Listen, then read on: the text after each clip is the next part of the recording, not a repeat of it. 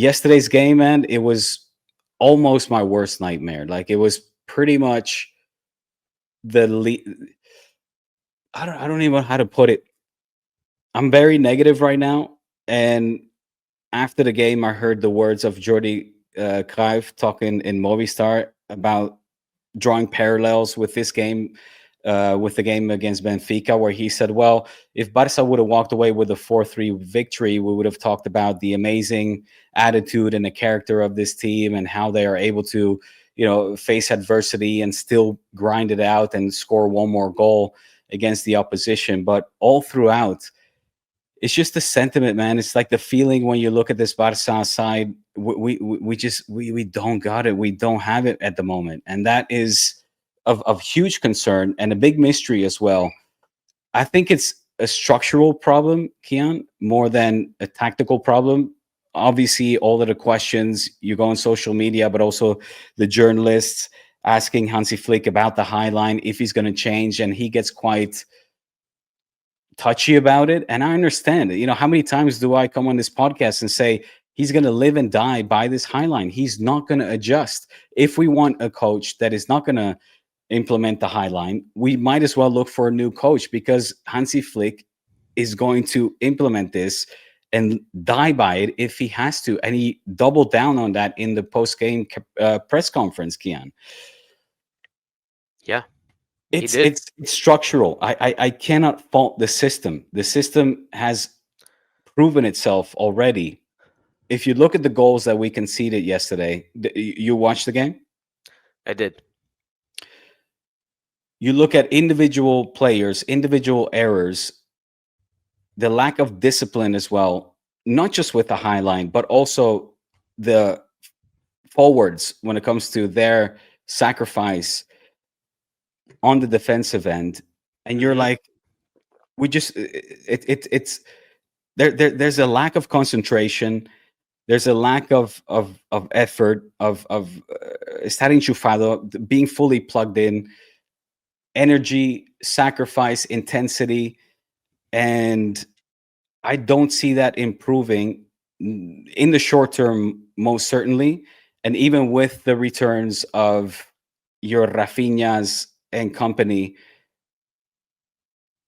can this team really get back to the team that we saw last season? And given our sample size, given what we have seen so far, my answer to that is no. So I'm already resigned with the fact that this season is going to be a tough pill to swallow, very, very tough pill. I hope that Hansi Flick, I trust as well that he will not get the sack, but that he will have the chance to say, you know what? If you're not willing to work, if you're not willing to work, if you're not willing to work, thank you for your services. But at the end of the season, there's the door. And let's get in some players that are willing to put in that effort, that are hungry, that are, ready to listen and again, on a consistent week to week basis, put in the performance that I demand of them. Because too many players right now are just, they look a shell of themselves, man. They look a shell of themselves. Luckily, yesterday, the best news was that Lamine Yamal showed why he is considered one of the best football players in the world. We haven't seen that from him so far this season, but Lamine Yamal isn't enough, man. Lamine Yamal isn't enough. Fermin Lopez, who continues to be one of the leaders of this team, is not enough. Rashford, as good as he is individually, simply doesn't understand how he needs to also get involved on the defensive end to help this team out, given the risky style of play that we play. I mean, we had Brugge, for crying out loud, put not just 3 past us, but at the end of the game, I was like, let's hope that we can at least get a draw out of this game, get a point out of this game, to be in the contention, to finish in the top 8. Because as I just pointed out, the teams that are on the waiting list that we still have to play are not necessarily going to be easy. So we don't have it for granted. We don't have it for given that we are going to finish in the top 8, despite the fact that this Champions League format with the league phase is very permissive. there's so much work to do, man. There's so much work to do, and the hugely frustrating thing is that the majority of the criticism is based on a high line, and I'm like, no, it's not the high line. It's a fundamental structural problem. You look at the goals that we conceded, and you see Balde not respecting the high line. You see Koundé off as well from his mark. You see our central defenders that are, kind of lost in keeping their position as well, allowing far too many easy chances for a humble side like Brugge, where I forgot the name of the striker that put two past us, but I didn't even know he scored no goals so far in that season and came out yesterday and looked like, a world-class striker, for crying out loud. He also, like, just after Lamine scored, he almost scored. Remember, he had the, like, chip that just went over, and then he scored. It was Carlos Forbes. Forbes, thank you. Yeah. Yeah. I have to be honest with you. I actually chose to watch City versus Dortmund instead for the first few minutes. And then I was like, I wonder, I'm just going to check. I want to see how many goals Barca have scored so far. And then it was like 2-1 for Bruges. I was like, what? All right, switching over. And I switched. And then I thought, like, that was probably just a fluky 2-1. Barca are going to dominate. But then I watched the game. I was like, wow, these guys are actually getting anything they want against this Barca team. It was crazy that it looked like it was like PSG playing against you guys. I was like, I can't name a single person on this team, I don't think. I'd have to go through it and make sure that's true, but I don't think I know any of them. And now, with respects to Brugge, this is not to sugarcoat the draw or anything. It's a side that last season knocked out Atalanta. It's a side that City had a very difficult game against. It's a side that has European pedigree. They know how to at least participate and compete to a certain level in the Champions League. It was never going to be the cakewalk that some people put out that it should have been. However, I would have wanted at least to get away 3 points from this match, given the fact that on paper, what we have out there on the pitch, we far exceed or should be exceeding their talent, and therefore also, the football that we saw on display. And I can't for the life of me put an answer to these doubts that I'm putting forward. Why is it that certain players, the majority of the players, unfortunately, just don't look the part right now? What is it that is making them more complacent, more lackluster, less intense, less hungry than the team that we saw last season? That for me, I just struggle with that. I struggle with that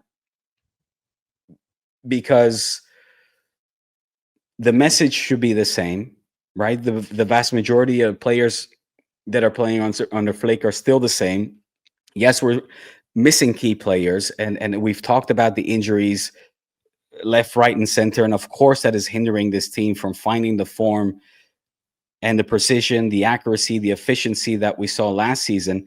Mind you, this game, Kiyan, finished with Barça.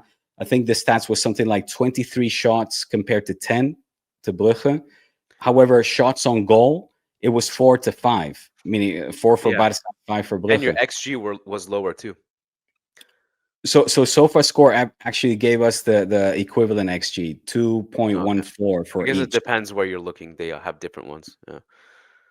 Well, I need to find an answer. I want to understand. I don't want to.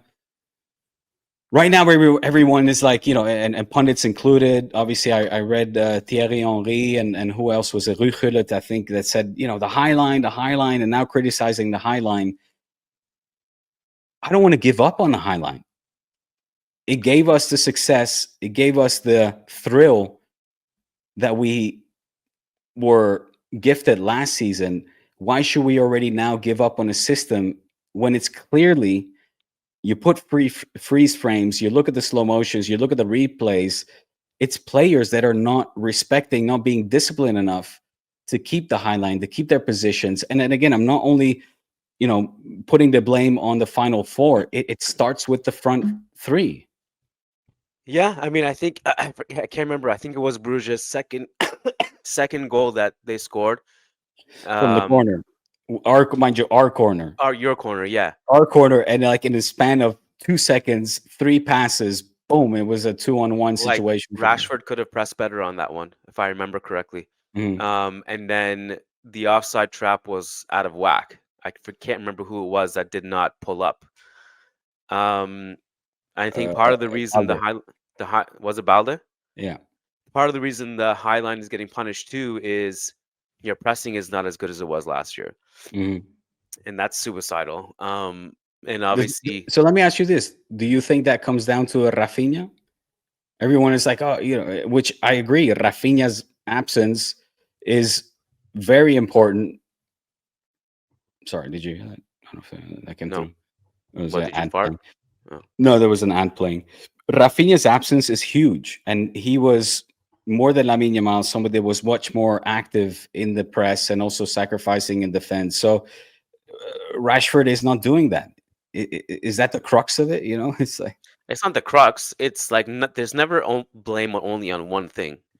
Rafinha being the team doesn't hurt, that's for sure. But he doesn't solve everything. I don't think he solves all the defensive things. I still think you guys lack a leader in the back line. Yeah, after Iñigo left. And I also think teams are making their runs better than last season against you guys. I also think that's true. Looking at the expected goals against you guys after 4 games, or XGA is 6.1. That's the 20th worst in the Champions League. And it's just, I think it would be less worrying if it wasn't just Club Brugge, but it's literally everybody right now you guys are playing against. Like you said earlier in the podcast, there are no easy games. And I think there are probably more points to be dropped, because if everyone's going to do it, then everyone's going to do it. And okay, so can we talk about Hansi Flick's quotes? I, as a Madridista, that's beautiful to me. I love the fact that he's not going to change this. But I don't really understand why it has to be one extreme or the other. He's like, we're going to hold our high line. This is what we do. We're not doing anything else. Like, but why does it have to be that extreme? Like, why can't there be a middle ground between, like what Slot did against Real Madrid? He has high pressing and he has low block in his Real Madrid against Barcelona in the Clásico. First half, high pressing. Second half, low block. Like, why does it have to be that extreme? Why can't it be more versatile, is what I'm saying. Like, no one would ask him to completely rehaul the whole thing, but can't there be like different setups for different situations? That would be my criticism of Flick. Is there more versatility? Because he said Barca DNA in the press conference. I don't think, like, I think Pep, Lucho, I think these guys knew when to play more defensive football, or at least rely on sitting deeper if they need to. I don't know. That would be my criticism of Flick. Is like it doesn't have to be that extreme. There's a middle ground here where you don't, like, I don't know if it's stubbornness. His whole career is 2 seasons, 2 seasons, 2 seasons, 2 seasons. Yeah. I don't know. Look, the obviously the absence of Iñigo Martinez is a run-on narrative that people kind of grasp to try to explain at least the defensive errors and frailty of this team right now. Iñigo Martinez, from my humble opinion, never was a world-class defender. He was never up to the Maldini, the even more recently, like the Van Dijk type status players. Maldini. But he was a player during his time with Barca that I think was very good collectively. He was a player that, even though individually he maybe didn't stand out, he was able to be the leader to force the players in their position. And a player that, as we know, reports have been telling us that Cubarsí, for example, relied on heavily. Cubarsí came in at a 90th or 80th something minute. I thought Cubarsí was injured. That's why I was like, well, obviously Cubarsí is not playing because he's injured, he's banged up. No, but he actually got some minutes in the end. I'm like, why does Cubarsí get some minutes? Then the explanation is, well, Cubarsí is going through a tough time personally, having to adjust to the demands and the expectations of him now in the absence of an Iñigo Martinez. And I'm like, okay, I can understand that Cubarsí found some safety, if you will, amongst a veteran like Iñigo Martinez, that he understood his role, learning from an experienced, certainly experienced and veteran defender. But then why didn't we replace him? Like, certainly we're able to, if not the A-list players, and I accept begrudgingly so, reluctantly so, the continuous financial struggles that we continue to have, that we cannot attract A-list players, but we don't necessarily need that. You know, looking at this team, I'm sort of hoping that come winter time, come the winter transfer market, and we're still able to be in contention of in the running for La Liga trophy and the Champions League, hopefully, that we can maybe find an Iñigo type figure. I don't know where. You know, I'm going to ask our patrons to put me some names forward, because so far the names that have been put forward are just out of our reach. Yeah. Can we attract an Edgar Davids? You know, it doesn't necessarily have to be a natural defender. It could be in our, CDM position. We don't have that player right now. We don't have a Busquets. Bernal clearly isn't ready yet to play important minutes, so we cannot expect that from him neither. But that means that we need to get somebody in to just do the dirty work, willing to do the dirty work, willing to help the forwards in their job as well as the defenders to put in the effort defensively. And it doesn't have to be a household name. It doesn't have to be, the FIFA Pro 11 type player. It can be a role player, but somebody with enough character, balls, and obviously also quality and footballing IQ to say, okay, I know what is expected from me. I know what is missing here. Mind you, Davids came in a season where we had Dino, Deco, Xavi Iniesta as well. We had star players, but we were at the halfway of the season. I think we were like 8th or 7th or something. We bought Davids and we finished the season 2nd. Maybe it's just a matter of a small tweak that can salvage this team and solve the defensive problems. But I'm having a real tough time trying to think of a player that could even, come in at this point and help us out. I do think there's merit in the idea that this system works with the right players. Yeah. And so Definitely. if you bring in the right players for next season, for example, then Rafinha comes back and you sign a striker, and then you have an experienced, fast, intelligent center back. Like, it changes. I think the question would be like, if now it's gonna sound dramatic and I don't want to jinx it, but what if he doesn't survive this season to have the opportunity to sign those players for next season? Is that possible?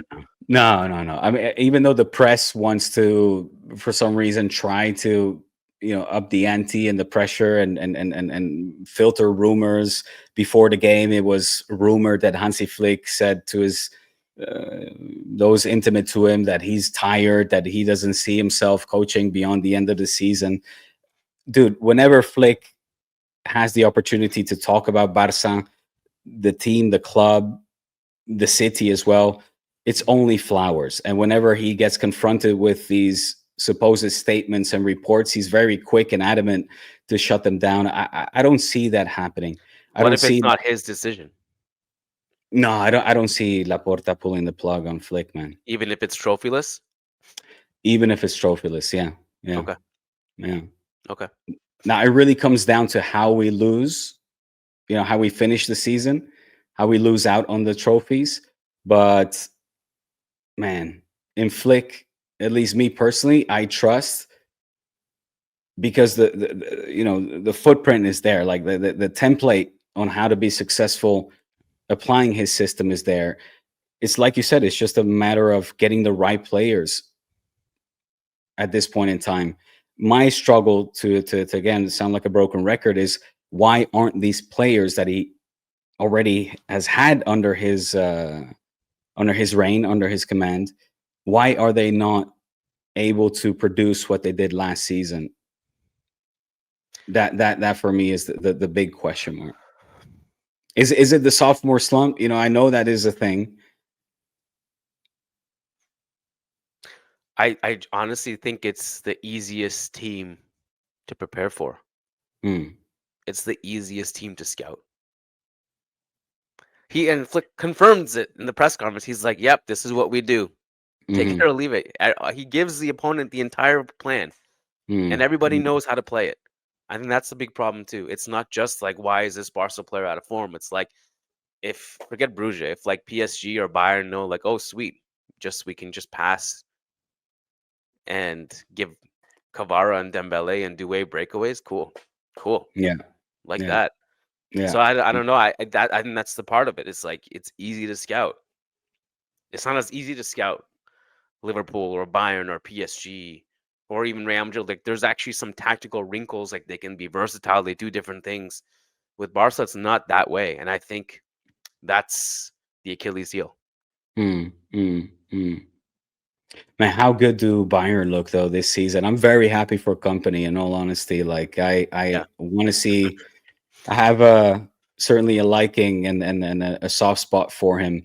I felt that last season he was already very early on getting criticized unfairly.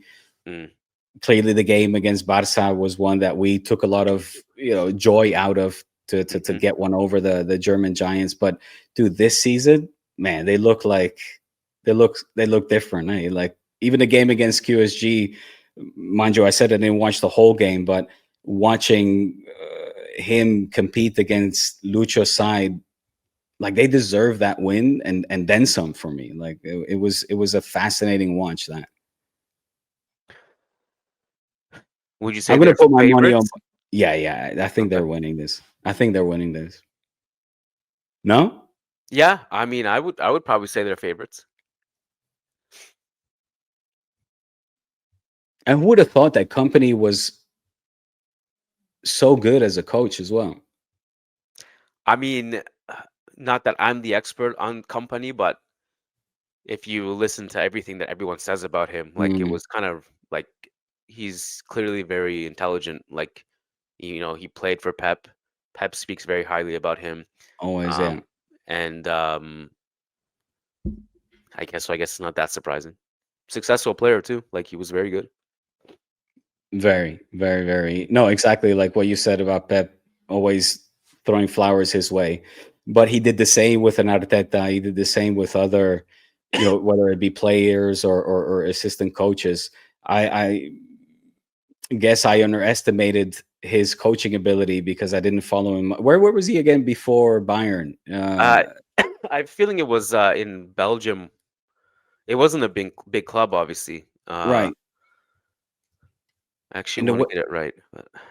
And the way that he composes himself as well in the press conferences, it's like, dude, I want, if right now people are like, well, if Flick leaves, who would you want to come in?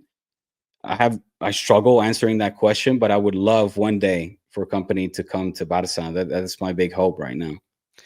It was Anderlecht and then Burnley and then Bayern. Yeah, that's why I thought he went through the Premier League. Yeah, that's why. I mean, again, I didn't watch Burnley in the time that he was coaching them, but and you call yourself a football fan? No, dude, I have no time. How do people do watching Nobody so watches many? Burnley. Bro, nobody even watches their own team anymore. They're like playing video games, and like if the commentator says something, like, and then they'll like look at the screen and then they form their entire analysis on that. And then that's it. And then they get they get on Twitter and they get affirmation. They're like, yeah, exactly. That's what it is. Yeah, Twitter is such a fucking mess.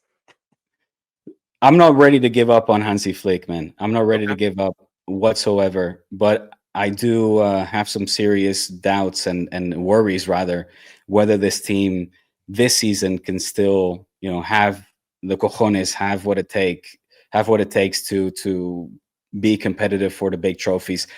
The Clásico for me kind of cemented it. It was like, well, at least in La Liga, Real Madrid are on cruise control.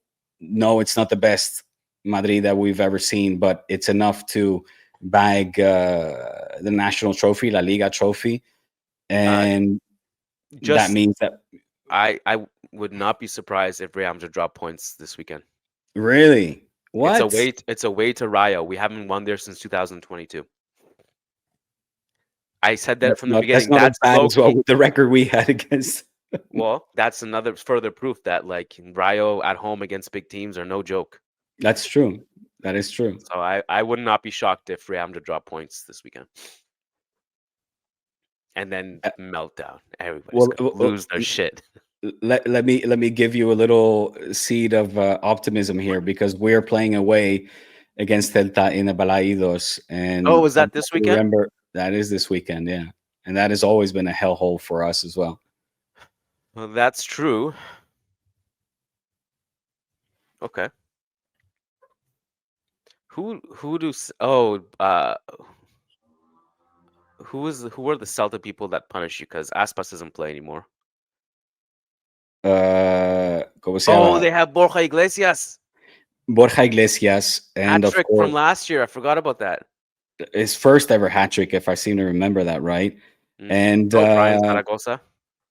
Hombre, Brian Zaragoza, what a talent. And the ex-Barça guy, what's his name? Mingueza. But Jutka. Ostras, mira tú. No, I'm thinking of Ilaix Moriba. No, I'm not optimistic whatsoever. This was a game. Marcos Alonso as well. Man, the whole team is ex-Barça. This was a game against Brugge where I was just kind of hoping that we could, get back the good sensations, the good feelings, the good vibes, get back to winning ways in convincing fashion. And it was quite the opposite, dude. It was quite the opposite. It was an embarrassing evening, quite frankly. I know some culés are trying to, draw straws and take the positives out of this. And it's true that from the positives, for me, it's Lamine and Fermin. Like, thank God Lamine Yamal showed us again the talent that he has.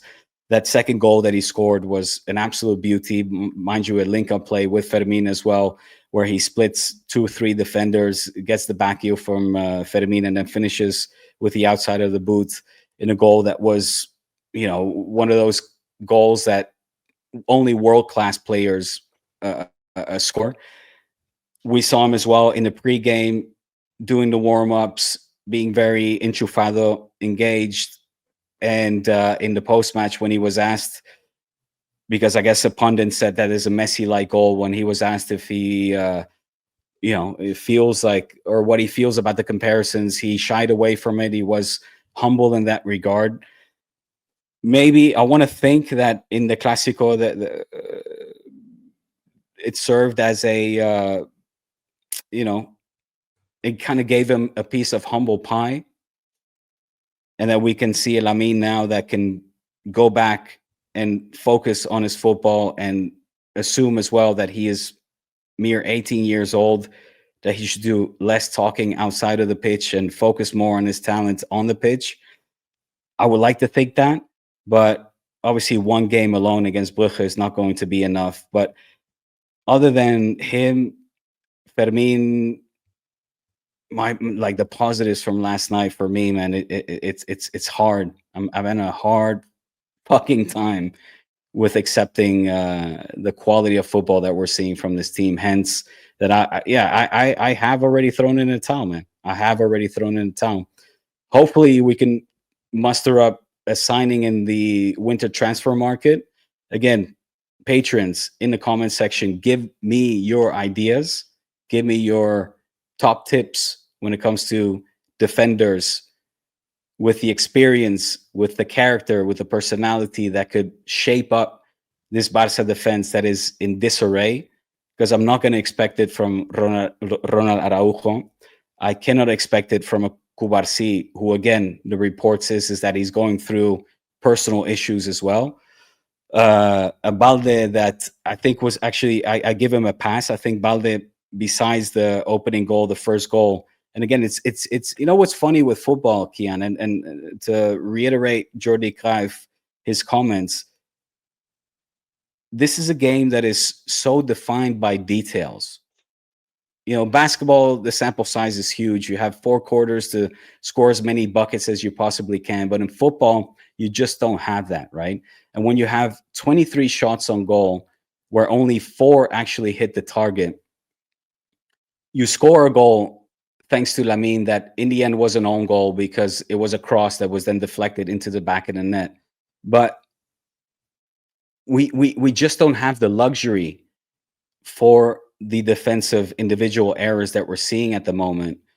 You know, who, if not the coach himself and the players themselves, who can be that player that you can just kind of plug in there and, like an Edgar Davids, just, you know, flip the switch and change the entire dynamic and mentality of this team?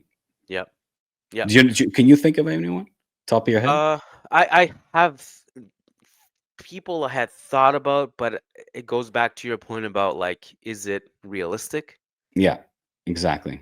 Like that Mickey Van de Ven, is that how you say his name, from Tottenham, who Hmm. is like lightning quick. I was like, I don't Tottenham's not going to sell him to you. I was like Hmm. thinking about players. So I don't know, but the experienced kind of free agent guys would make sense, like the post 30 center backs who are experienced, composed leaders, like that kind of profile, which is like exactly your point about like Davids, Henrik Larsson, etc. Larson, thank you. Fantastic example. Yeah. Fantastic example. Yeah, yeah, yeah, yeah, yeah. Let's see, man. Right now, all we can hope for is Lewandowski to come back. I say come back, mind you, he is He played last night, didn't he? Off the healthy. bench? Yeah, yeah, he came off the bench. I'm like, Yeah. let's put him in already. Let's put him in. Like he has to Mhm. play from the start. I'd rather have Lewandowski right now as our number 9, as our target man. Yeah. Excuse me, as opposed to Ferran Torres. Of course, In this Rafinha. form anyway. Like Ferran last year Mhm. was very good. Yeah, but good as well because he didn't maybe have that pressure to be the guy. You know, Right. he came on off the bench. Yeah. Yeah. Yeah. Yeah, right now just the math ain't mathin'. Like you're That's it. not clinical enough outside of, and Lamine Yamal doesn't have any offensive help, Hmm. barely anyway, and you're just conceding too many chances and not being clinical enough. Yeah. Yeah. The math ain't mathin'. Maybe that'll change. All right, Anything bro. else from yesterday? Any other Yesterday, surprises? I saw that Mourinho lost. Wasn't happy with it. did you Chelsea, mind think? you, drew. Yeah, Chelsea. Chelsea have their own issues, man. Mhm. But did you think the Bruges' fourth disallowed goal was fair? I thought that Chesney was the smartest in the class, as they say in Spanish. El más listo de la clase. I don't know what the hell the Polish goalkeeper was thinking to try to be cute and, you know, juke, fake out the blondie from Brugge that came in sliding. Given the scoreline in particular, given the importance of this match, given the fact that we were, you know, in hunt of the 3 points, and then when he saw that he was basically beat, you see him put his leg back out and Mm. force the contact. That forced contact, is that a foul or is that not a foul?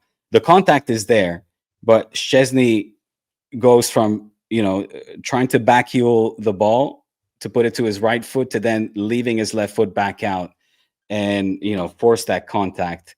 And yes, anytime obviously that a player touches the goalkeeper, it's a foul. So if you are going to judge it, base it on the rules, then that's a foul. But it was certainly forced by Chesney, who, you know, you could, what do you call that? Like being sly, being smart. Uh, it was a lifeline for us. Let me just put it that way. Yeah, I thought ultimately it was probably the correct call. Okay. I think there was a foul there, but it was very, very controversial. Yeah. Like when I was looking at people's reactions to it. There was another one. I don't know if you saw. Um, was it the Atalanta game? Who were they playing? Atalanta versus. Atalanta scored a goal in the 91st minute against Marseille, and they committed a handball in Atalanta's box just before it. And Atalanta went from getting a penalty to it not being called, and then Marseille went from getting a penalty because it was a handball in the box to the ref didn't call it, and then Atalanta scored on the other end. So it was a huge swing. And I was looking at I was like, I still don't understand the handball rule, man. I don't get it. Like, dude, it changes. Like it changes over the course of each game. Even like Chouameni, other players get called for a handball penalty, and that criteria. Can we get a consistent criteria for the love of God, please? But I don't like the Chouameni one again. I'm like, what is he supposed to do? I don't get it. Like he can't. Like he's got to cut off his arms to avoid that handball. No, for sure, but so do other players, and Valde, Eric Garcia, and the Clásico, and they get called. I don't get it. I would love just some consistent criteria. I don't think that's too much to ask, for fuck's sake. I don't even think the referees get it. I'm convinced that the referees don't actually understand the rules completely. Because otherwise, because they don't see eye to eye with each other. Yeah, they're making different calls in different games. So I really honestly don't know. It is what it is. The age long discussion. The handball rule, specifically the handball one, is confusing as hell. Well, Eddie Garcia, I'm just reading this now. Sorry, before we wrap it up here. Fractured nose. Ooh. That was another one. Like why the referee didn't call anything there. I have to be honest with you. When I saw it happen, I was like, "What a diving bastard!" But then I saw the blood drip down. I was like, "Oh shit, something actually happened." I thought nothing happened. I thought I threw him something. I thought he threw himself to the ground, but then I was like, okay, obviously, if there's blood, he wasn't faking it. Right now, dude, like I'm reading it now. It looks like he will be playing with a mask. Good for him to man up and continue to want to play. Whether he'll be able to, we have to see. But my back line against Celta would look Eddie Garcia in the right back, Kunde, Cubarsí, and Alejandro Valde. I think at this point, sorry, not Kunde, Araujo and Cubarsí and Valde, because also Kunde, granted, he hit the post. We did actually hit the post as well 2 or 3 times yesterday. One of them was a Kunde shot, but defensively, man, something's up. Something's up. This is not the Kunde that we are used to. So, Yep. Well, listen, man, we got one more game and then another stupid international break. So that's happening again. So Diego and I will be back on Monday to review the trips to Balaidos and to Vallecas. We'll see what comes out of it. Thanks, guys, for tuning in with us and spending some time with us. Thank you to all the members for your support. You guys are awesome. Not just that, special shout out to Pranav and any other. I don't think there were any other patrons that were on the watch along live stream yesterday, but we had a good time. We recorded 3 hours and 40 minutes. Wow. Of yes, of a watch along. It was a lot of fun. I was joined by Mike Toll from Mike Drop FC. And so, yeah, join us on the next ones. These will continue. Nice. The bar stories, a special series on D-Spot. So head on over to D-Spot because we're growing, man. I'm really happy with the growth that we're experiencing. So don't miss out on any of that good culé content that even your Madridista hearts, you're craving. Great stuff. Great stuff. Go to D-Spot. Subscribe there on YouTube, guys. Make sure to do that. All right, guys. Thank you. We'll see you Monday. Have a good weekend. Peace out. You too. Peace.